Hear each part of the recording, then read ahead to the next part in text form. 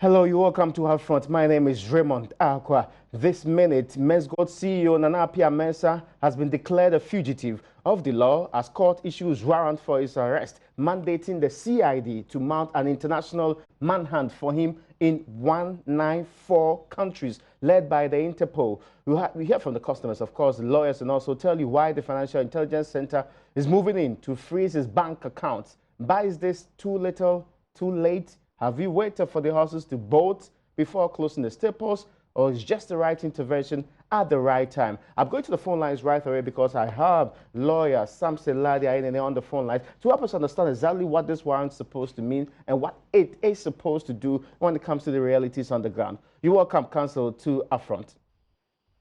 Thank you, Raymond. I hope you're doing well this evening. Grace of God.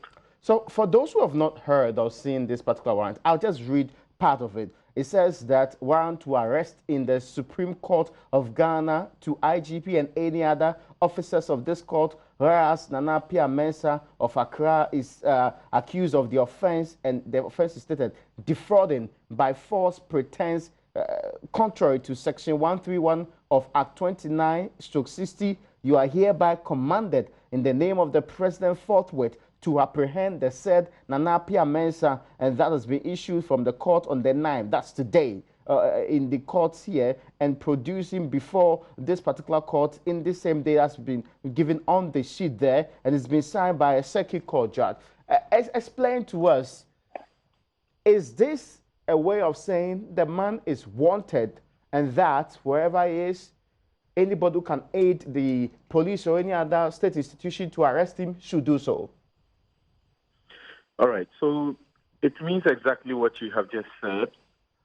And by our criminal process and Ghana being a member of the International Criminal Police Organization known as Interpol, the member organizations or countries work together, and cooperate together to ensure that, crime is fought in the world, as it were, how to fight crime globally. And by our laws, if somebody is being sought after by the criminal justice process, now, number one, obviously, there would have been a complaint lodged against that person. And once somebody lodges a complaint against the person, it has become clear on the face of the warrant that he's standing trial for at least a charge of defrauding by false pretenses, which is a serious offense. It may be the case that he will be standing trial for multiple offenses, but the law requires that when the warrant is being drawn up, at least one of the offenses will be named, the time the offense was committed, and the place, among others, will be named on the document.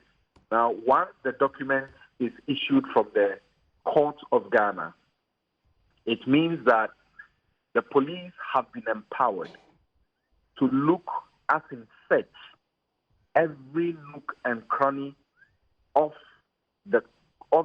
the country or a particular place within the jurisdiction of the court. But in circumstances like this, it goes beyond the jurisdiction of this court. And so it is made available to the police unit known as Interpol. If you go to the police headquarters here in Accra, I think on the second floor or so, there's a unit in there known as the Interpol. They will now take hold of it. There's a director in charge, and they will trigger the process of ensuring that the warrant is communicated to all the member countries. Now, when it's communicated and it's done electronically, when it's communicated to all the member countries, then it means the alert has been raised. As far as the alert has been raised, then they will begin the processes in all those countries in in being on the alert for the fugitives of justice, and there may be also immigrating blacklists that will be issued at the various ports of entry and exit, so that it assists the process of ensuring that the person is arrested in whichever country or whichever place they are found, number one. And after they are arrested, then there will be an extradition process to bring the person to the country from which the warrant was issued, so that they will stand trial in the courts of law. That's a detailed explanation of where and how, what really the mandate that has been given and the warrants that have been issued means. But immediately people have started pointing out that, for example, in countries like North Korea, in countries like in the Vatican, for example, in San Marino, Solomon Islands, these are places where, to be fair, Interpol has no jurisdiction. What happens if an international fugitive has been declared, decides to choose one of these destinations? Of course, when the practical difficulties confront you, you would have to find ways of resolving them. So I think that for now, we may not need to run that far. I suppose that from what we even understand, the police appear to be zeroing in on him, particularly in two of the Interpol countries. And so I suppose that they are receiving the necessary cooperation and collaboration from their counterparts to get him. If in all their 194 member countries, the person who is being sought after is not in any of those countries, I very much believe that wherever that the person is found, those countries may be more than willing to want to assist, because no country wants to have, as it were, potential criminals in their midst. But to be clear, this is a criminal offense he's been potentially charged with, defrauding by false pretense. Exactly what are the possible penalties in this case? I mean, is he likely to spend a very long time in jail? What period is he likely to get, assuming he ends up being found guilty of this particular offense? Okay.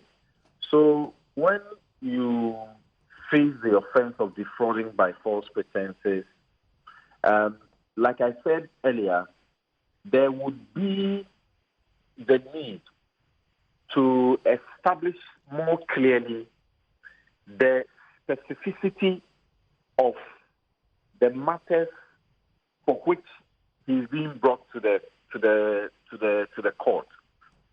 Now, it will be important, for example, to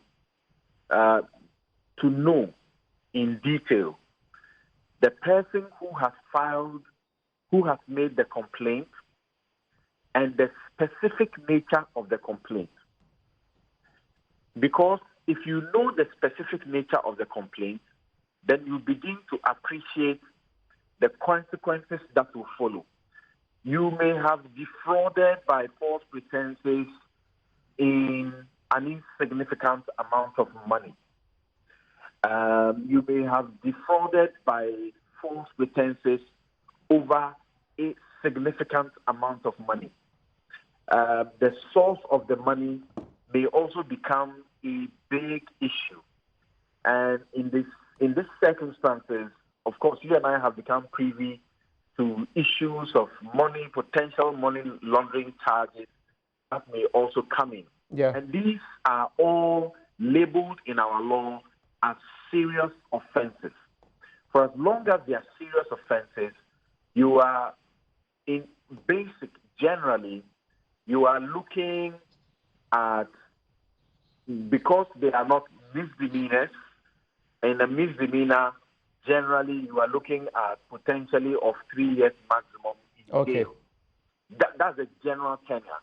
Okay. In a matter which is the second-degree felony, which is not a misdemeanor, you are looking generally at about 10 years, where the specific offense that we get to know, the penalty has not been prescribed for it. Okay. Then when it goes beyond that and it's a first-degree felony, then we are able to establish that you may suffer, a life sentence, and so on and so forth. I get that. I've seen that Section 131 states that whoever defrauds any person by any false pretense shall be guilty of a second-degree felony. You say that you can be in jail for almost 10 years for this. Yes. When Wow. when you get to know of the specifics, and by the specifics, as I try to say, you may now get to know what exactly the police is looking for in court. Now, if you get to know that, for as long as the sanction or the penalty is not prescribed, the law says you are looking at potentially 10 years. But we may get to know, because we're hearing that there could be money laundering matters, Yes. and several other issues that have to do with serious crimes. And therefore, it may be premature to just look at it within the confines of defrauding by false pretenses, rather than some other more serious felonies. Okay, I'm grateful, and thank you so much for the education on this one. Samson Ladiaine is a private legal practitioner, very distinguished one at that. Thank you so much for joining us. And we should be able to stay on the phone a while longer and get to speak to at least one customer of Menzgold who's been part of the protest so far, who's been part of the conversation. But something else you didn't know about this unfolding story is that it's not only the CEO of Menzgold that's been, the courts are actually looking for now. The bench warrant is also to his sister, one Rose Tete, and no, his sister is actually Benedicta. In this particular case, yes, Benedicta Appiah, and then the wife too. So both the wife and the sister are all part of this particular quest. So the Interpol is looking for not only the Nana Appiah Mensah being CEO and somebody related to Menzgold, but the sister and also the wife, Rose Tete and Benedicta Appiah, are both part of this particular quest. And the quest on our behalf as a state is to allow 194 different states across the world to search for him. And as the CID has been saying, they've already had inkling that he's out of the country. Indeed, when there was an indication that he has been arrested and he actually escaped jail, it was because the BNI had invited him. He was still going through BNI review until he got off. Now, let me speak to Kweku Brown. He's one of the customers of Menzgold. He's one of those who have been agitating for a very long time about this particular quest for him to be arrested. Kweku, if you can hear me, are you satisfied now? Yes, partially, not fully, because we are yearning for this time to come. All what we wanted the government to do is what he has started. Okay, now let me understand this. He has issued arrest warrants, an arrest warrant. They should make sure wherever the man is, the CEO, Nana Appiah Mensah, is, they should bring him down and he should be brought to book. You're very hopeful that there will be success in this particular quest. But let me get this clear. This is no guarantee that you will have your money back. This is purely a criminal case. It's not an attempt to get you the amount of money that you lost in this process or might be losing in this process. No, the fact of the matter is no one was holding the guy to his promise of his payment schedule. Now that the government has come in, he would fulfill the promise that he will pay us within certain time. Because, he has made a lot of promises. He has come out with a lot of payment schedules, but he has not fulfilled all of them. But now that government has come in to apprehend him and bring him to order, means there is a law backing us. Do you understand? I get your point. My only difficulty is why you are convinced that the man who could not pay you and had to run out of the country will not be able to pay you merely because he's been arrested, especially when we understand this man did not take as much as when it comes to assets and other things with him outside the country. Indeed, we understand that the main reason why he had to abscond was because of the happening in this case. That is, he could not raise enough money to pay you. Are you, as customers of Menzgold, trying or finding other means to retrieve your money through the courts equally whilst he stands trial for a criminal offense, defrauding by false pretense? We understand money laundering is also being part of the charges he's likely to be charged with in the nearest future. We are not in any good position to pinpoint any criminality in this matter. All what we are asking for, that the company has been saying that our money, our investments are intact. From day one, they have been saying that our monies are safe. But there was no any law forcing him to pay us our money. We have been asking government to force him to pay us our money. And that is what government has started. Okay. We understand that the Financial Intelligence Center is actually freezing the accounts or in the throes of freezing its accounts. Is that also good news to you? Exactly. It's very good news because all his accounts should be frozen. Mm-hmm. Yes, so that we will know that this is an amount sitting somewhere that could pay us, all the customers, off. Well, I guess we can leave it off here, and as when things develop, we should be able to get your views on all of this. Kweku Brown is a customer of Menzgold. He's one of those who are being agitated for government to intervene. What is the biggest story in this country today is actually the happenings within the courts of the Republic of Ghana. This happening is pretty sure that the Circuit Court has issued a warrant for the arrest of the gentleman who's behind Menzgold, Nana Appiah Mensah, his sister, and also the wife in this case. So Belita Appiah and also Rose Tete equally have been issued similar warrants for their arrest. Indeed, the CID has told us that they have moved in to make sure that they get Interpol, and that message has been sent. 194 countries are on the manhunt for the individual and the two sisters in this case. That is what they are being charged with, defrauding by false pretense, contrary to Section 131. And according to Section 131, if you defraud by false pretense, you're actually you are just going to be dealt with, you're going to be dealt with as in you may stay in jail for 10 years or more. Again, it's a second-degree felony. Finally, I'm told I have on the line another lawyer who has been very much on this matter. Lawyer Semsa is also a law lecturer at GIMPA. Of course, he's also in his own counsel, very much distinguished. You're welcome, sir. Good evening, Raymond, and good evening to your viewers. Is it a step in the right direction or too little, too late? First of all, it's a step in the right direction. But Raymond, even if it is not too late, let's assume that it is not even too late.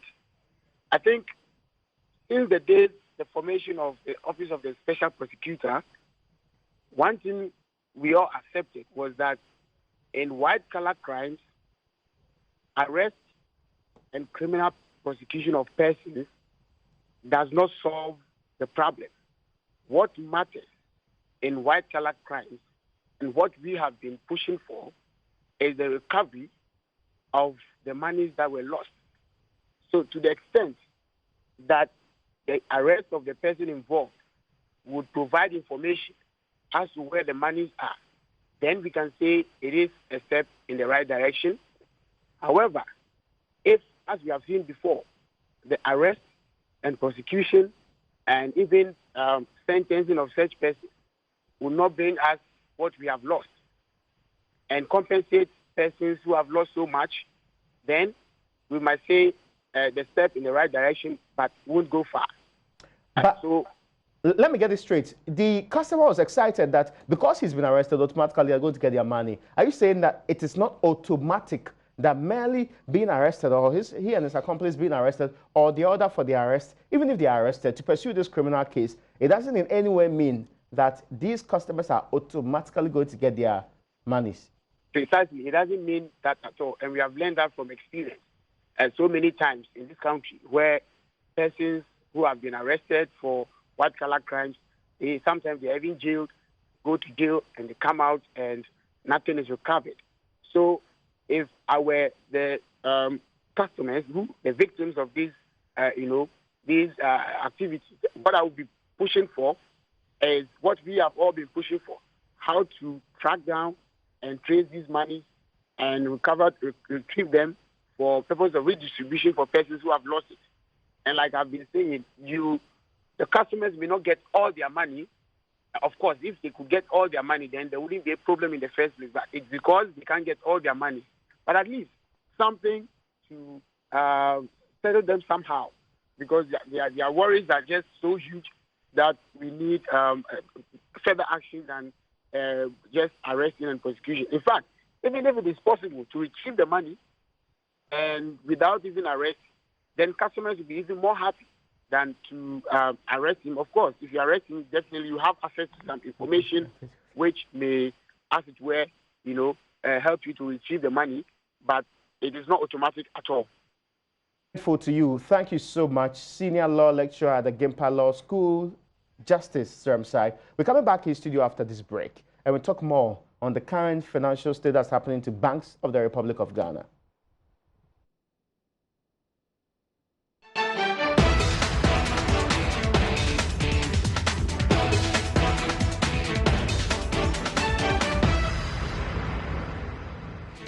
You will come back to our front. My name is Raymond Alqua. So just gone by was a conversation with a Menzgold customer, lawyer Samson Ladia, and one other critic of government when it comes to dealing with this matter, distinguished law lecturer at the Gimpa Law School, Justice Sermsai. And although we've been talking about is the very last point from Justice Sermsai is instructive, merely because he may be arrested or there's a warrant issued for his arrest. Even if he's arrested, doesn't mean that every other customer will get their monies. He insists that they should rather be pursuing a case where they can get their assets sold or probably deferred to make sure that they get the monies for these customers. That's the admonishment from the law lecturer. But you've been speaking to us too on our Facebook Live, which is currently happening. And let me give you some of the messages. And Pendako Lawrence says, this is serious. I think this is the right way to go at this juncture. Suleimana Mohammed Zai said, I don't blame NAM1. I blame the Bank of Ghana because they permitted anyone to run a bank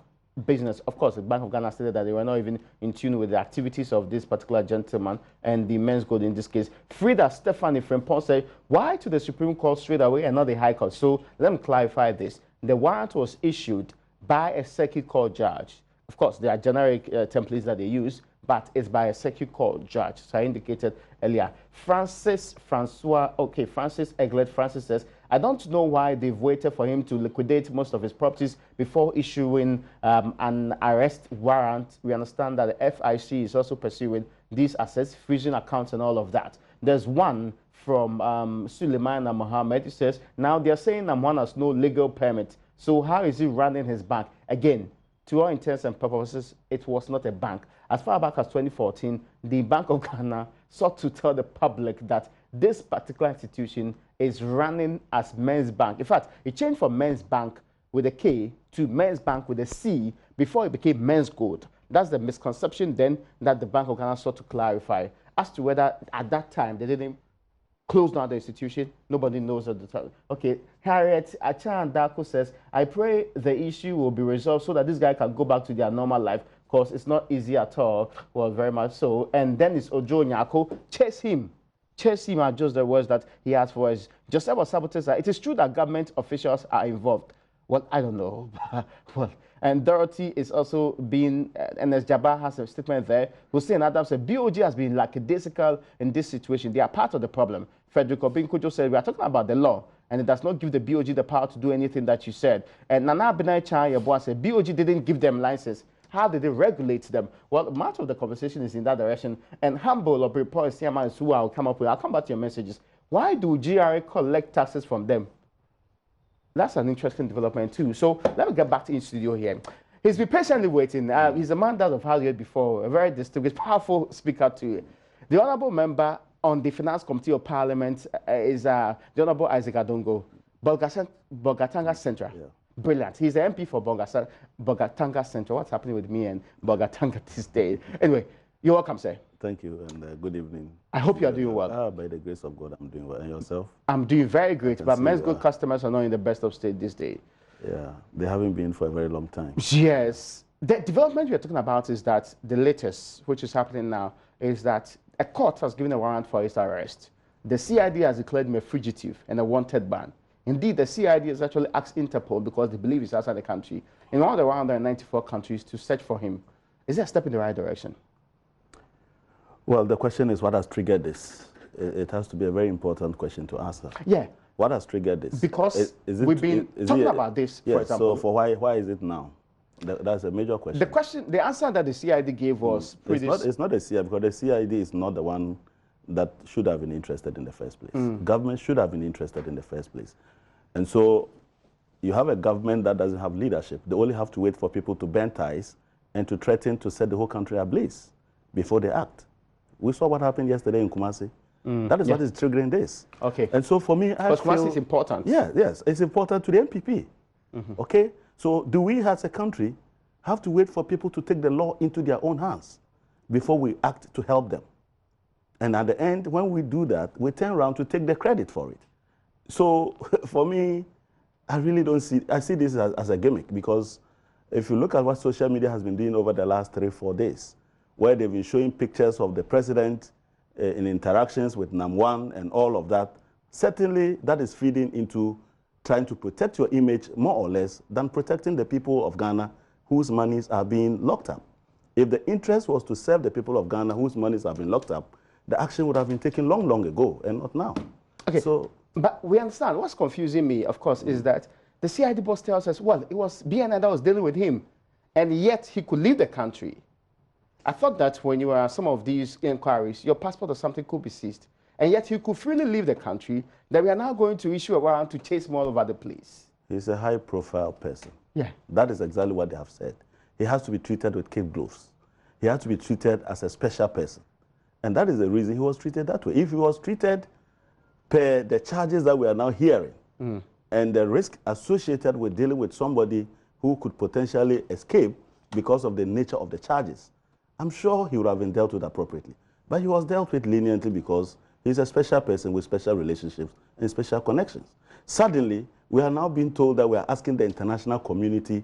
It's a mockery of this country. We are now asking 145 countries to get interested in somebody that could have just been picked up. We are now asking 145 countries. Why are we wasting everybody else around the world's time over a matter as simple as Nam1 roaming here and being invited to the police and dealt with per the charges? Why are we now setting the whole world ablaze over this common matter? Or to do what? To dramatize it and let it look an extraordinary conduct, and in the end, I can assure you the government will come back and take credit, having messed up already. So, Ghana as usual. State institutions, the SEC at a point in time asked Menzgold to stop its operations. The Bank of Ghana issued a litany of warnings, cautions, and to be clear, the Bank of Ghana's deputy governor said before us on this particular network that, don't worry, we at the bank will not intervene in any way. We have no password to give any customer.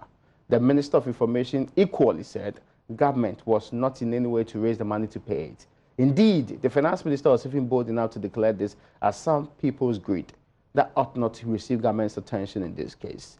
It's pretty clear that apart from the executive president of the land, it looks like at ministerial level, government is pretty convinced this is not something they should be fronting or helping these customers on. Are they right?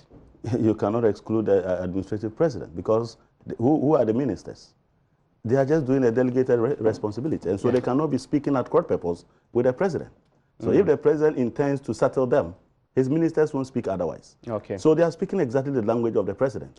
So let us not try to isolate the president from all of this. Whether you are going to settle them or you are not going to settle them, it is between you and the people whose monies are locked up. Okay. Okay, because you campaigned on some other people who lost their monies somewhere else in the Brown-Hafo region. DKM, God is Love. In fact, God is Love boss now is now an MC.